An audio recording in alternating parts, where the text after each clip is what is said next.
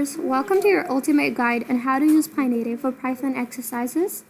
Whether you're a newbie or a coding wizard, PyNative has everything for everyone. Let's dive in. First things first, head over to this code. You'll find a treasure trove of Python exercises just waiting to be solved. Think of it like a gym for your coding muscles. PyNative offers a variety of exercises, from basic to advanced topics. Whether you're just getting started or looking to challenge yourself, there's something here for you. So pick your exercise and let the fun begin. Each exercise comes with an online code editor. This is your playground where you can write and run your Python code. Simply type your code into the editor and hit the run button. Boom, instant results. But wait, there's more. After you've attempted the exercise, you can check the provided solutions.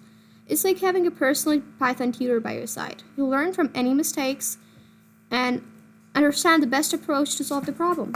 And remember, practice makes perfect. The more you practice, the better you'll get. Try to solve different exercises regularly to keep those coding skills sharp. So that's it, folks. Dive into PyNative and start flexing those Python muscles. Happy coding and see you in the next video.